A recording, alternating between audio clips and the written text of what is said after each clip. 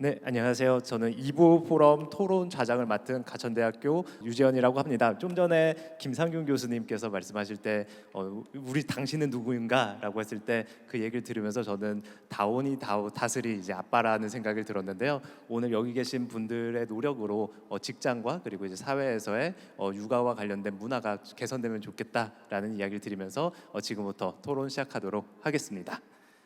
제일 먼저 그럼 오늘 다시 한번 토론에 참여하신 분들을 소개하도록 하겠습니다.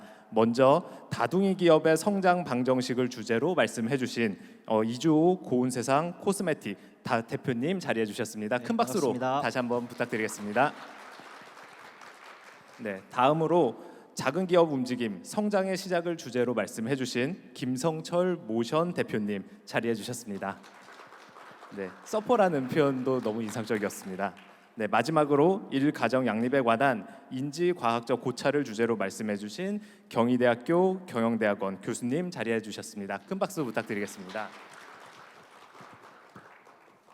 오늘 여기 계신 분들 모두 다 저도 그렇고 세 분들의 강연을 너무 잘 들었는데요. 제가 지금부터는 이제 세 분께 간단하게 질문을 좀 드리고 좀 전에 여기 계신 분들께서 이제 QR 코드로 질문 주신 것도 있었기 때문에 그것 중에서도 이제 질문을 좀 선별해 가지고 질문 드리고 여기 계신 분들께서 한 분씩 답변해 주시는 방식으로 진행을 하도록 하겠습니다. 그러면 가장 먼저 이조 대표님께 질문을 드리려고 하는데요. 대표님께서는 출산과 육아를 장려하고 그리고 임산부와 워킹맘이 일하기 좋은 조직을 만들고 계시다는 것을 오늘 여기 계신 분들이 잘 알 수 있었는데요. 대표님께서 생각하시기에 직원들이 가장 만족하고 그리고 이제 일가정 양립을 위한 아까 보니까 정말 많은 제도들이 있었는데요. 그 중에서 가장 대표적으로 좀 자랑하고 싶은 그런 제도가 있으면 말씀해 주시면 좋을 것 같고요. 아직은 시행하지 않고 있더라도 이런 것들을 이제 앞으로 해봐야겠다라고 야심차게 계획하고 계신 게 있으면 그거까지도 소개 부탁드리겠습니다. 네, 아까 소개해드린 제도 중에 가장 직원들의 호응이 좋았던 거는 매주 수요일마다 점심시간이 2시간인 건데요. 저희는 두런두런이라고 부르고 있습니다. 2시간의 런치타임에서 그거를 하게 된 계기는 제가 한 5년 전쯤에 저희 직원들과 이렇게 각 팀별로 식사를 돌아가면서 하는 시간이 있었는데 점심을 먹고 회사 근처에 있는 카페에 가서 이렇게 팀원들끼리 얘기를 하는 모습을 보니까 너무 보기가 좋은 거예요. 그래서 저런 좀 우리가 1시간이 굉장히 타이트하잖아요. 점심 먹으러 가서 기다리고 주문해서 나오고 하면은 정말 그 커피 하나 뽑아서 들어오기가 좀 허겁지겁하고 급한 편이라서 일주일에 한 번만이라도 좀 1시간을 더 점심시간을 주면 좀 더 여유가 있지 않을까. 사실 그때만 해도 아까 제가 그 회식을 말씀을 드렸는데 그것 때문에 시작한 건 아니었지만 이렇게 운영을 몇 년 해보니까 저녁에 회식을 안 하고 그 시간을 이용해서 팀별로 회식을 많이들 하더라고요. 특히 이제 팀장이 그 육아맘인 경우에, 그 육아 대디인 경우에는 저녁 시간에 이제 본인이 시간을 낼 수 없으니까 또 이렇게 점심을 이용해서 팀원들과 식사를 하기도 하고, 그래서 그게 가장 이제 반응이 좀 좋은 것 같고, 앞으로 해보고 싶은 제도들은 사실 많이 있습니다. 아까 말미에 말씀드렸던 것처럼 직장 어린이집을 운영을 하고 싶은데 여러 가지 좀 제약 조건이 있어서 그 최근에 제가 직원들이랑 얘기를 하다 보니까 그 회사에 어린이집이 있어도 아이를 데리고 1시간 이상 출퇴근하는 게 부담스러워서 그 수요 조사를 했더니 호응이 별로 높지 않더라고요. 그래서 차라리 회사가 아닌 집 근처에 그런 게 있고 회사에서 그거를 지원을 해준다면 이용을 할 의사가 있다라고 해서 그런 것들을 좀 이렇게 지역 자치단체라든가 국가 정부 차원에서 운영을 해주고 기업이 일부 이렇게 그 운영비를 부담을 하는 조건으로 그런 제도가 좀 활성화가 되면 좋겠다라는 생각을 했습니다. 네, 답변 감사합니다. 또 이제 대표님께서 발표해 주시는 걸 들으면서 제가 이제 개인적으로 궁금했었던 것들은 그동안 이제 많은 일가정 양립 제도가 있음에도 불구하고 막상 기업에서 시행하지 못하는 게 대표님들께서 거기에 대해서 동참하지 않기 때문이라는 이야기들을 많이 들었는데요. 근데 이번에 저희가 들은 고운 세상 코스메틱 같은 경우는 오히려 대표님께서 되게 적극적이다라는 생각이 들었습니다. 그래서 여쭤보고 싶었던 거는 대표님께서는 원래 그런 신념을 갖고 계셨는지, 아니면 이런 것들이 있어야지 그리고 기업이 성장하고 그리고 직원분들의 역량이 향상될 거라는 어떤 근거가 있으셨는지, 그런 계기에 대해서도 조금 더 소개 부탁드리겠습니다. 네, 제가 그 출퇴근 시간을 자율로 해야 되겠다고 생각을 한 게 2017년이었는데, 당시에 저희 직원 중에, 저희가 아까 사무실이 성남 분당에 있다고 말씀을 드렸는데 인천에서 출퇴근하는 직원이 있었어요. 근데 그 인천에서 이 분당까지 오려면 특히 출퇴근 시간에는 차를 가지고 와도 2시간 이상 걸리거든요, 막히는 시간에는. 그래서 이 친구가 이제 아이를 아침에 또 유치원에 데려다주고 와야 되는데 그게 도저히 시간이 안 되는 거죠. 그래서 아이를 할 수 없이 7시에 어린이집에다가 맡기고 출근을 하는 거예요. 그 아이는 사실 9시에 친구들이 올 때까지 2시간 동안 어린이집에서 혼자 있어야 되잖아요. 그 얘기를 듣고 되게 좀 가슴이 아팠어요. 그래서 아이가 있는 부모들, 엄마든 아빠든 아이를 아침에 유치원에 데려다 주거나 아니면 유치원 버스에 타는 것까지 보고 회사에 좀 출근을 할 수 있게 했으면 좋겠다라고 해서 그런 좀 제도들을 시행을 하게 됐고, 또 아까 제가 우리 중증 질환에 걸렸을 경우에 회사에서 최대 1억 원까지 치료비를 지원해주고 1년 동안 그 유상 휴직을 주게 된 것도 사실은 저희 회사 직원 중에 실제로 그런 사례가 발생을 했습니다. 그래서 그 제도를 만들고 나서 또 많은 직원들이 그런 제도를 이용하게 됐고, 그래서 저는 뭐 하나 더 말씀을 드리자면 코로나 기간 동안 처음에 코로나가 걸려서 직원들이 코로나에 걸린 직원들이 굉장히 좀 미안해하고, 또 2주간 격리를 하고 회사에 출근을 했는데도 옆에 직원들이 좀 불안해하는 거예요. 그래서 그걸 보고도 좀 가슴이 좀 아파서 앞으로는 2주간 격리를 하고 회사에 온 직원들은 무조건 첫날 저랑 점심 식사를 같이 하겠어요. 그렇게 했더니 이제 주변의 동료들도 조금씩 그런 경계심을 풀고, 그래서 저는 그런 직원 한 사람 한 사람의 마음을 좀 헤아리는 그런 노력들이 오늘의 저희 회사의 제도들을 만드는 게 아닌가, 그렇게 생각을 합니다. 이주호 대표님께 여쭤보고 싶은 게 너무 많은데 여기 계신 분들께서도 질문 주신 것들이 있을 것 같아서 먼저 이제 다른 분들께도 질문을 좀 드려보도록 하겠습니다. 이번에는 김성철 대표님께 질문을 드리려고 하는데요. 먼저 발표해 주셨던 것처럼 이제 모션이 아직은 이제 작은 회사라고 말씀을 해주셨고요. 그래서 이제 더 궁금하기도 합니다. 어떤 게 궁금하냐면 특히 작은 회사에서 직원분들에게 정말 파격적인 복지를 제공하고 계시는데, 그러다 보니까 이제 예산 확보라든지 이제 재정적으로 부담이 되실 수도 있을 것 같은데요. 시설이든 아니면 지원이든 결국 돈이 들 수밖에 없을 텐데, 이제 대표님께서는 효율이 낮은 영업행위, 이제 골프 같은 것들을 지출을 이제 덜 하면 된다라고도 말씀을 해주셨는데요. 대표님께서 이제 생각하시기에 실제로 예산을 사용하는 건전화하는 것이 복지 예산을 확보하는데 이제 중요한 예산이라고 요인이라고 보시는지, 그것만으로 이제 충분할 수 있을까요? 아니면 어떤 다른 더 재정을 확보하기 위한 노력이 있어야 될까요? 예, 사실은 마음을 우리 교수님께서 말씀을 하셨는데 마음이 제일 중요합니다. 그 마음이 진심이라는 걸 믿고 신뢰가 가면은 돈을 크게 쓰지 않고도 할 수 있는 것들이 많고요. 그리고 그걸 또 실제로 그 제도를 만든 거를 이용을 하시게 됩니다. 저희 회사는 매년 연월차 소진율이 100%거든요.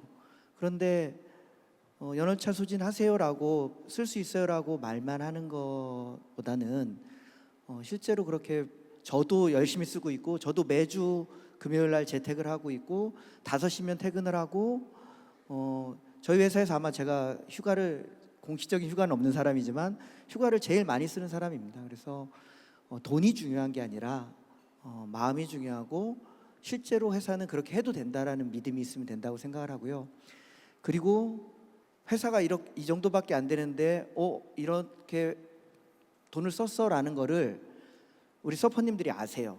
그러면 더 내가 가서 더 열심히 하고 더 매출을 늘리기 위해서 노력해야겠다라는 게 실제로 느껴지고 회사의 성장의 원동력은 명확하게 우리 서퍼님들의 헌신적인 노력입니다. 그리고 아까 설명 들으면서 이제 되게 인상적이면서 또 놀랐던 점이 무엇이었냐면 처음에는 이제 안정기 접어들기 4주, 8주. 근데 대표님께서 16주까지 지원을 해주시기도 하셨고요.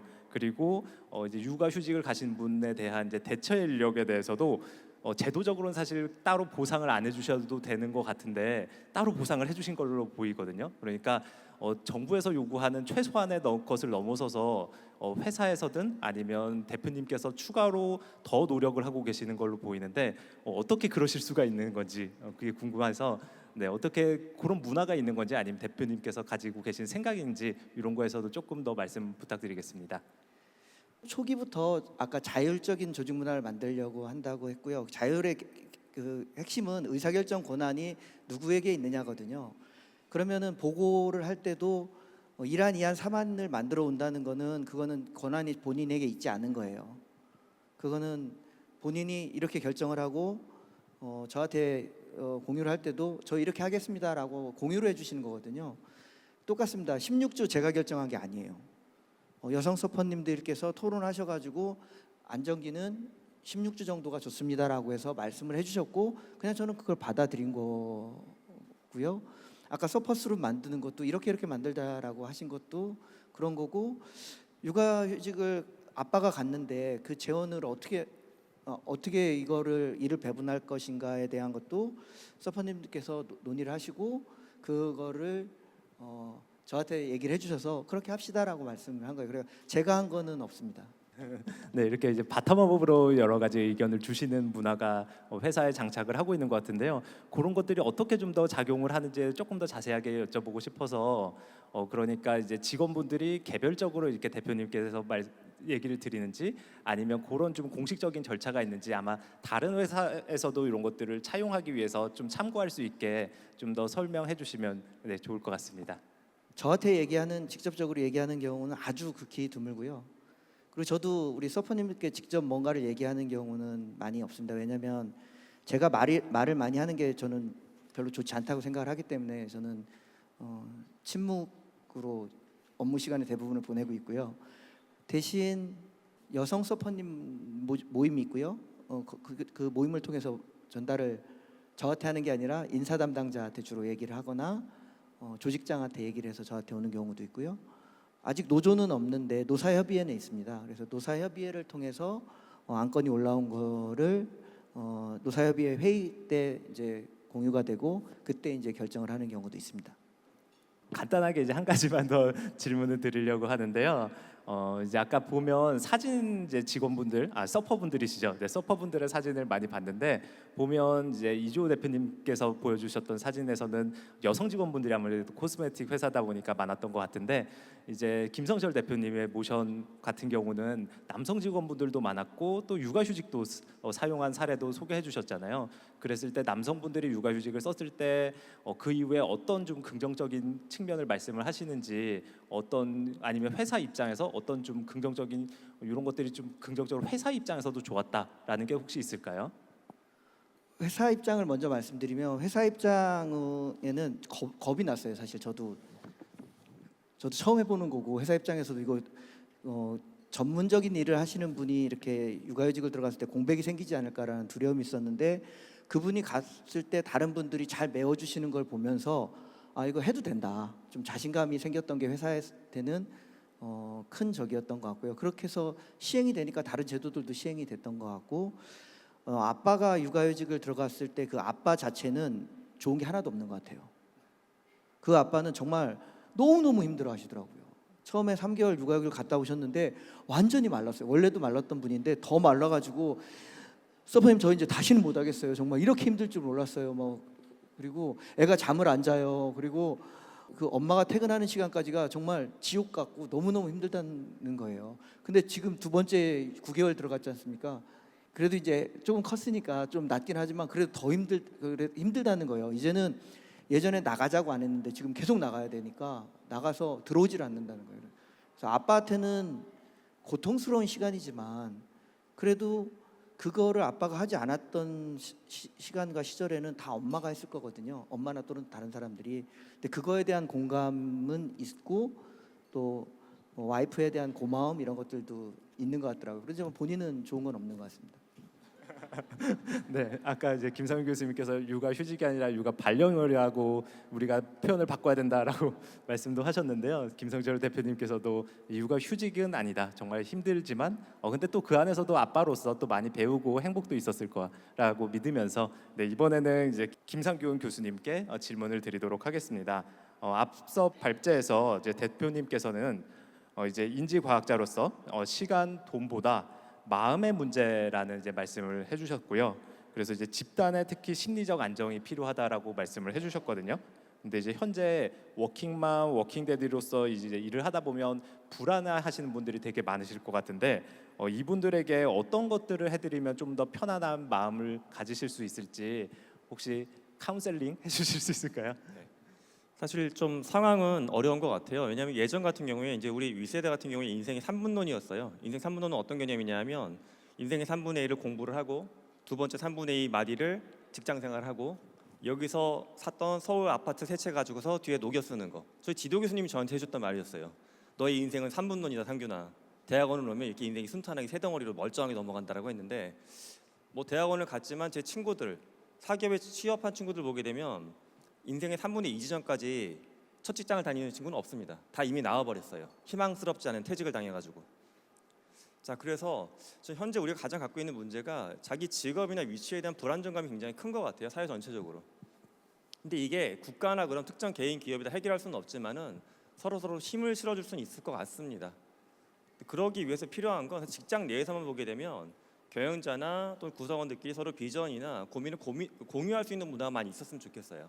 특히 대기업일수록 뭐 회사에 큰 문제가 생겨도 몰랐는데 신문을 보면서 알게끔 되기도 하고 앞서 이제 육아 발령 문제도 갔다 오게 됐을 때 본인의 위치가 불안정할 수 있다는 생각을 하기도 하고 자기 경력이 더 좋지 않아진다는 걱정하기 때문에 못하는 거거든요. 그래서 오히려 문제를 다 드러내고 서로 공유하다 보게 되면은 오히려 더 이런 불안감이 낮아지지 않을까 생각을 합니다. 그래서 공유하지 못하는 한국의 이 조직 문화가 오히려 불안감을 더 키우지 않나 하는 생각이 들고요. 뭐 기술적으로만 보게 되면 작년하고 올해 한국에 있는 기업들 중에서 이제 직원들을 뭐 AI 챗봇 같은 걸로 카운셀링 해주는 시스템을 도입한 기업이 한 200군데 되더라고요. 일단 저는 직원들을 카운셀링을 하기 위한 그런 움직임은 굉장히 고맙게 생각을 하는데 아직까지는 이제 비용적인 이슈 때문에 자꾸 그런 걸 기계한테 의지하는데 진정한 카운셀링은 정체성을 갖고 있는 사람 대 사람의 관계 속에서 풀릴 수가 있거든요. 그래서 조금 작고 어렵더라도 직원들의 마음을 어루만져 줄 수 있는 내부의 누군가 또는 조직이 작아서 내부의 그런 분들을 좀 움직이기 힘들게 되면 앞서 우리 이 대표님께서 지역 단위로 약간 아이를 볼 수 있는 시설을 원하셨던 것처럼 지역 단위로 그런 일을 할 수 있는 분들을 뭐 기업의 어떤 협회나 또는 국가에서 마련해 주셔가지고 상담받고 도움받고 이야기할 수 있는 그런 좀 포지션들을 많이 만들어줬으면 하는 바람이 있습니다. 심리적 안정이란 건 본인이 뭐 자기계발서를 열심히 보고서 요가를 열심히 한다라고 해결될 수 있는 문제가 아닙니다. 시스템이 필요하고 도움을 줄 수 있는 사람들이 있어야 되는데 아직까지는 우리가 조직이건 사회건 간에 심리적 안정의 문제를 나는 시간과 돈을 제공해 줬으니까 네가 알아서 혼자 해결하세요 라고 너무 밀어붙이는 게 아닌가 생각을 합니다. 인간은 평생을 통해서 배우는 거고 저는 평생이 질풍노도의 시기라고 생각을 합니다. 따라서 청소년기에 우리를 잡아주셨던 부모님과 선생님들이 지금 없잖아요. 그러니까 그런 역할을 할 수 있는 동료와 포지션들이 주변에 좀 있으면 좋겠다 하는 말씀을 드립니다. 네, 감사합니다. 그리고 이제 추가적으로 조금 이제 드리고 싶은 질문이기도 한데요. 아까 소개해주신 쥐를 가지고 한 실험이 매우 인상적이었는데요.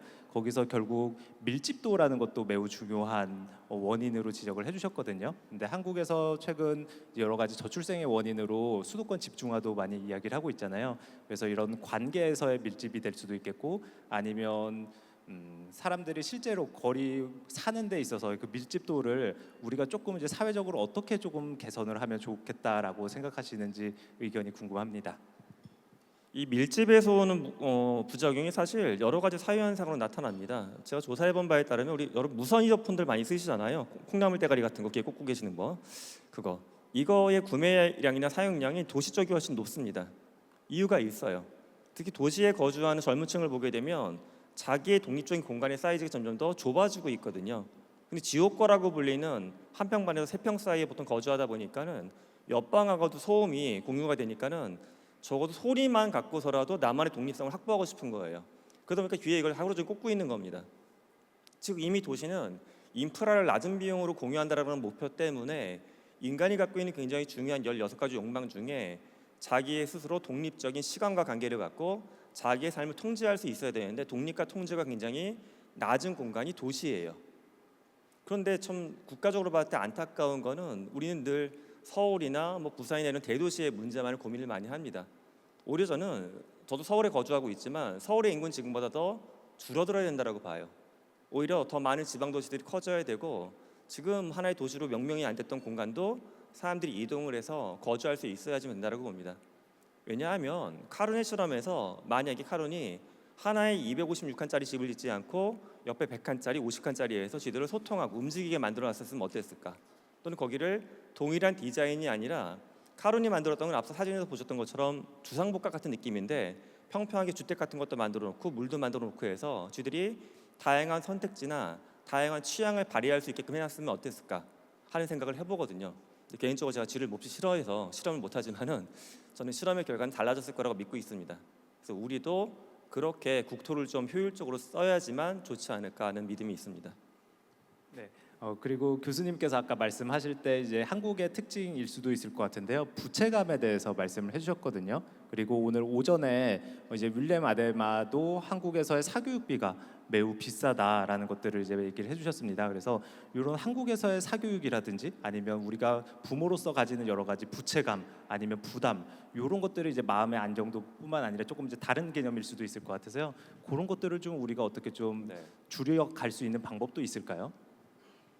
제가 이제 부모님들 집단으로도 어떤 집단 카운셀링이나 강연들을 할 때 보게 되면 우리나라 부모님들이 엄청나게 부담감을 많이 느끼시는 포인트 중에 하나가 교육인데 그 중에서도 판단의 문제에 대한 고민이 엄청 크세요.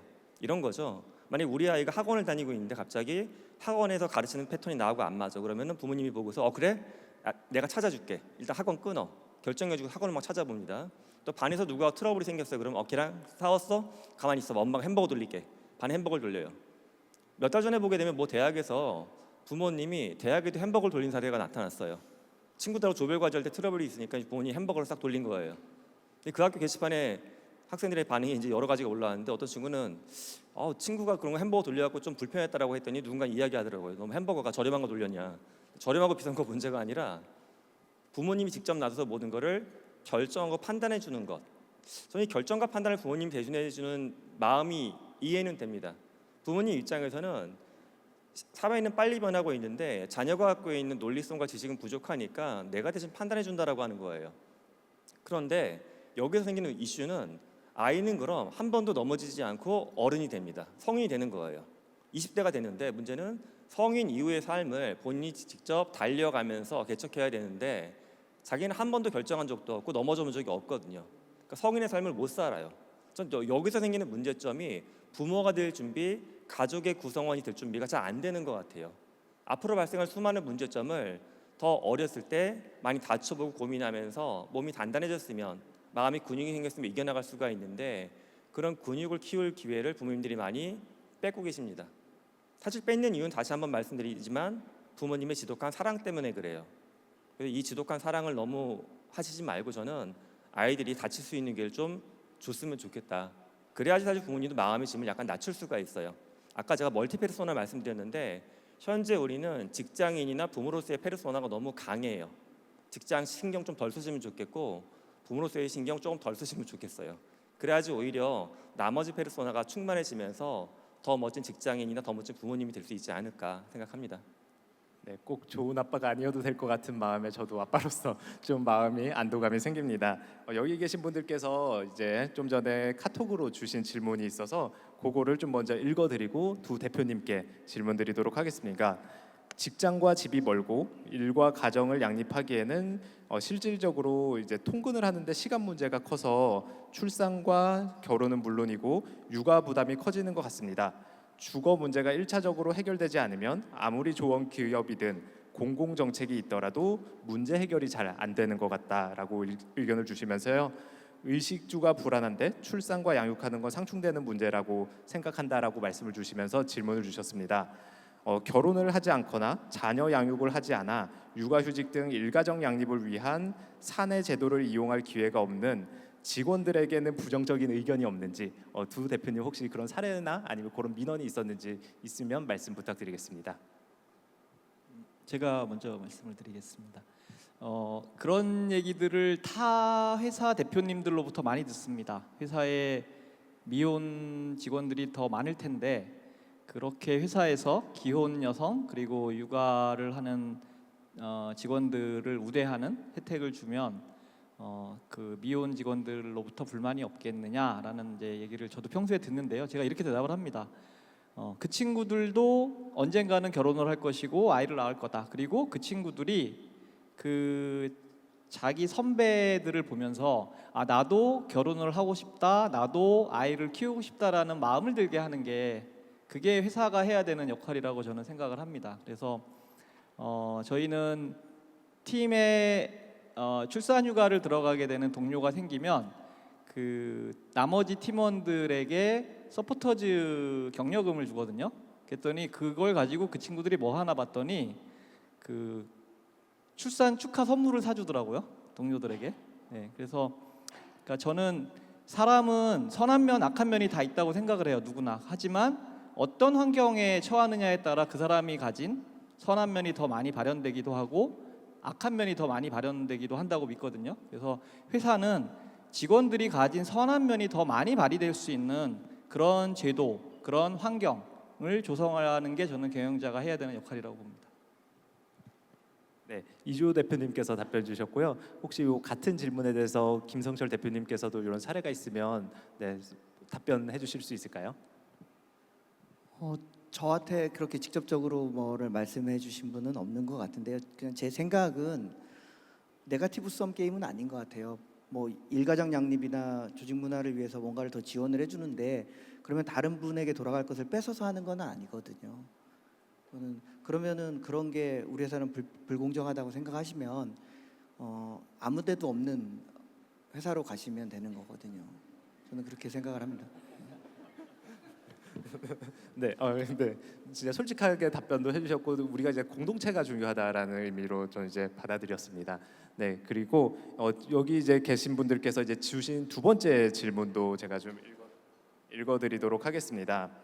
이제 미래 인구를 문제를 해결하기 위해서는 이제 정부뿐만 아니라 기업의 역할도 매우 중요한데요. 기업은 기본적으로 이익을 추구하는 입장이기 때문에 선뜻 오늘 두 대표님께서 말씀해주신 것 같은 그렇게 회사를 운영하기가 쉽지 않을 것 같은데요. 저도 이제 들으면서 와 이런 회사가 다 있구나라는 생각이 들었습니다. 그만큼 우리 사회적으로는 그렇지 못한 회사들이 많은데 두 회사 같은 그런 문화를 우리 사회 전반에 좀 확산시키기 위해서는 어떤 노력이 필요하다라고 생각하시는지 혹시 그런 아이디어도 있을까요?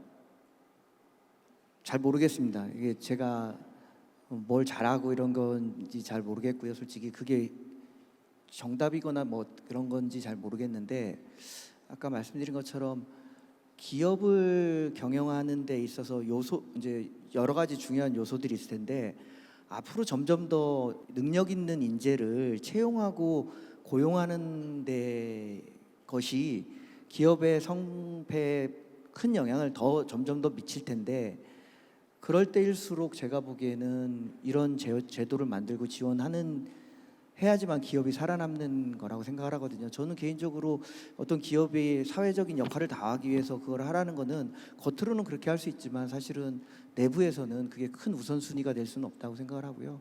그게 정말 기업 경영하는 데 도움이 된다라고 저는 믿습니다. 네, 저도 방금 말씀하신 우리 김성철 대표님 비슷한 생각인데요. 저희가 그 분당 서현역에 있습니다. 이게 판교가 사실 10분 거리인데 판교는 강남역에서 그 신분당선으로 15분 만에 오는데 분당까지 오려면 이제 선릉에서 이렇게 그 옛 분당선을 타고 한 4-50분 걸리다 보니까 서울에서 출퇴근하는 직원들이 그리고 또 분당을 한 번도 안 와본 직원들은 분당이 굉장히 시골인 줄 알더라고요. 그래서 저희가 초창기에 회사에 필요한 인재들을 구하는데 굉장한 난항을 겪었습니다. 뭐 저희가 하고 있는 제도들 중에 상당 부분은 그런 것들을 해소하기 위한 제도예요. 7.5시간 같은 경우도 저희가 2012년도에 분당으로 사무실을 옮기면서 서울에서 출퇴근하는 직원들을 위한 배려로 시작된 제도기도 하고요. 근데 이렇게 그 회사에서 직원들이 자유롭게 본인들이 원하는 시간에 원하는 시간대에, 그러니까 저희 같은 경우는 그 육아맘들이나 육아 대리들 같은 경우에 보통 5시쯤에 회사에서 퇴근을 하면 집에 6시쯤 도착을 해서 아이들 이제 그 집에 온 아이들 뭐 식사도 챙겨주고 씻기고 재우고 9시쯤에 다시 그 책상 앞에 노트북 앞에 앉습니다. 그래서 1시간 더 일을 하는 친구들도 있고 2시간 더 야근을 하는 친구들도 있는데 그거를 회사에서 다 인정을 해줘요. 본인이 시스템에 등록을 하면. 그거 어떻게 그 친구가 그 시간에 야근했는지 어떻게 하냐? 믿는 거죠. 그렇게 하다 보니까 저희가 작년에 신입사원 공채를 10명을 뽑으려고 공고를 냈는데 3,000명이 넘게 지원을 했어요. 지방에 있는 회사에.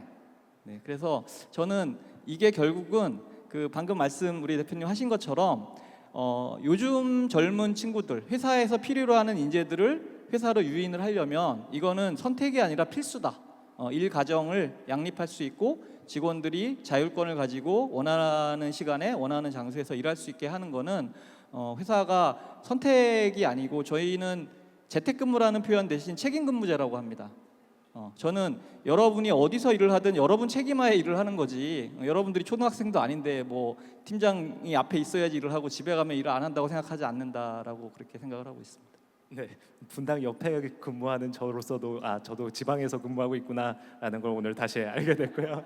네, 이 이슈에 대해서 이제 김상균 교수님께서도 해주실 말씀이 있을 것 같아서 들어보도록 네. 하겠습니다. 저 사실 이런 기업들이 더 많아지길 바라는 건 동일한 마음인데 기업들만의 노력으로는 안 된다고 봐요. 왜냐하면 기업은 생존을 해야 되는데 경영학적으로만 봐도 최초의 기업은 주주들한테 이익을 주는 기업이 좋은 기업이었고 그다음에 소비자한테 이익을 주는 기업, 구성원한테 이익을 주는 기업. 최근에 보면 ESG 잘하는 기업도 좋은 기업이라고 하잖아요. 근데 그럼 기업들이 정말 ESG를 원해서 할까? 그런 것도 있지만 ESG를 잘하는 기업들이 경제 시스템 내에서 좋은 기업으로 좋은 평가를 받기 때문에 그런 거거든요. 즉 이 사회에서 기업을 바라보는 게임 시스템이 바뀌지 않는 이상 이런 기업들이 많이 나오기는 어렵습니다. 즉 국가에서 정책적으로 이런 기업들이 유리해지도록 판을 바꿔야 됩니다. 그래야지 기업들이 나올 수가 있고요. 또 하나 사실 저는 개인적으로 닥터지를 쓰면서도 오늘 이 대표님 회사에서 이렇게 제도 운영하는지 잘 몰랐어요. 그만큼 우리가 아직 확산을 잘 안 하고 있는 겁니다. 그래서 정부에서 제도를 열심히 만들어야 되고 민간 분야에서 이런 기업들 많이 알려서 공감대를 양쪽에서 밀어붙여야지만 더 멋진 기업들이 나올 거라고 생각을 합니다. 네, 오늘 이 자리에도 제가 알기로는 많은 정부 부처 관계자분들도 계시는 걸로 알고 있는데요. 기업에서도 이렇게 자발적으로 많은 노력을 해주시는 것도 있으니까 네, 정부에서도 더 그동안 열심히 해오셨지만 더 많은 노력해 주시기를 부탁드리겠습니다. 네, 지금까지 일가정 양립을 위한 기업의 경영을 주제로 한 연사 토론을 진행했습니다. 발제와 토론에 참여해주신 이주호 대표님, 김성철 대표님 그리고 김상균 교수님께 감사의 말씀을 드립니다. 네, 이상으로 연사 토론 마치겠습니다. 큰 박수 부탁드리겠습니다.